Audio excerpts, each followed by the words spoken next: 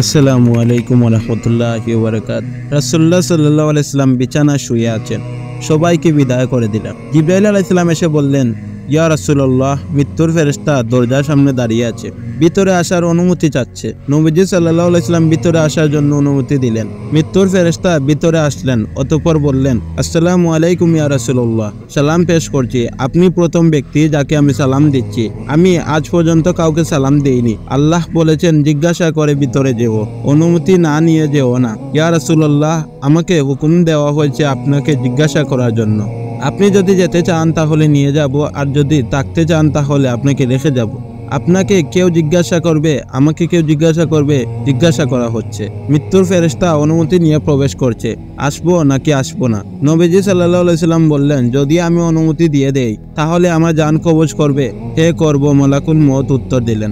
নবীজি সাল্লাল্লাহু আলাইহি সাল্লাম জিবরাইল আলাইহিস সালামের দিকে তাকিয়ে বললেন, কি বলো জিবরাইল? জিবরাইল আলাইহিস সালাম আরজ করলেন, আল্লাহ আপনার সাথে দেখা করার জন্য অপেক্ষা করছেন।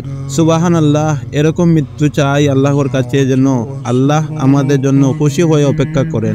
এরকম মৃত্যু যেন না হয় যেন পলাতক আসামি ধরা পড়েছে, হ্যান্ডকাফ লাগিয়ে জেলে নিয়ে যাওয়া হচ্ছে। এরকম মৃত্যু চাই যেন মৃত্যু আমার জন্য শান্তির কারণ হয়, আল্লাহ খুশি হন। সাদ বিন মুআজ রাদিয়াল্লাহু আনহু বড় সাহাবী ছিলেন। যখন সাদ বিন মুআজ রাদিয়াল্লাহু আনহু ইন্তেকাল করেন, নবীজি সাল্লাল্লাহু আলাইহি সাল্লাম বলেন, আজকে আল্লাহর আরশ খুশিতে আনন্দ উদযাপন করছে। দুনিয়া থেকে চলে যাচ্ছে আর সেখানে পৌঁছচ্ছে, সেখানে খুশি আর এখানে দুঃখ। নবীজি সাল্লাল্লাহু আলাইহি সাল্লাম বলেন, আজকে আল্লাহর আরশ সাদ বিন মুআজ যাওয়ার ফলে আনন্দ উদযাপন করছে। কি সৌভাগ্য, এরকম মৃত্যু চাই যেন আল্লাহর আরশ আনন্দ উদযাপন করে, আল্লাহ তাআলা খুশি হয়। রাসূল সাল্লাল্লাহু আলাইহি ওয়াসাল্লাম বললেন, জিবরাইল ফিরে যাও, আল্লাহকে জিজ্ঞেস করে আসো আমার মৃত্যুর পর আমার উম্মতের কি হবে। যাও, আল্লাহকে জিজ্ঞেস করে আসো, তারপর আমি উত্তর দিব। জিবরাইল ফিরে এসে উত্তর দিল, আল্লাহ বলেছেন তিনি আপনার উম্মতের সাথে থাকবেন। হাসরে বিভীষিকাময় ময়দানে কেউ কারো হবে না, সবাই ইয়া নাফসি করতে থাকবে।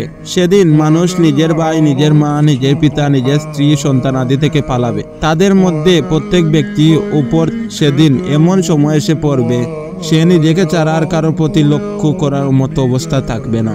হাসরের ময়দানে যখন জাহান্নামকে সামনে নিয়ে আসা হবে, তখন জাহান্নাম চিৎকার করবে। বিলিয়ন বিলিয়ন ফেরেশতারা জাহান্নামকে টেনে নিয়ে আসবে, তাদের হাত থেকে জাহান্নাম ছুটে যেতে থাকবে। কেউ কাউকে চিনবে না। জাহান্নামের আগুনের শিখা, সেটার ধোঁয়া, সেটা চিৎকার দেখে সবাই বলতে থাকবে, ইয়া নাফসি ইয়া নাফসি, হে আল্লাহ আমাকে বাঁচাও, আমাকে বাঁচাও।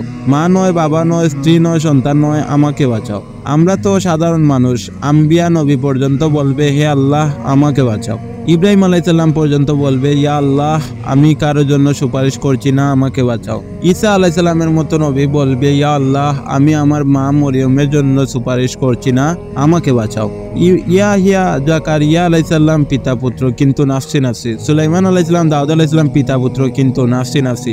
ইউসুফ আলাইহিস সালাম, ইয়াকুব আলাইহিস সালাম, ইসমাইল আলাইহিস সালাম, ইব্রাহিম আলাইহিস সালাম পিতা পুত্র কিন্তু নাফসি নাফসি। এ যদি হয় নবীদের অবস্থান, তাহলে আমাদের কি হবে?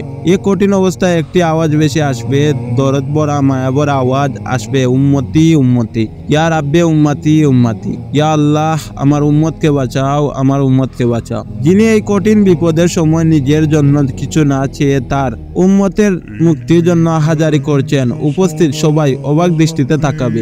এটা কি যে নিজের জন্য কিছু চাইছে না, নিজের সন্তানের জন্য কিছু চাইছে না, বরং উম্মতের জন্য কাঁদছে, উম্মতের জন্য মাফ চাইছে। সবাই দেখবে মুহাম্মদ সাল্লাল্লাহু আলাইহি সাল্লাম কাঁদছেন আর চিৎকার করে আল্লাহর কাছে আরজি পেশ করছেন।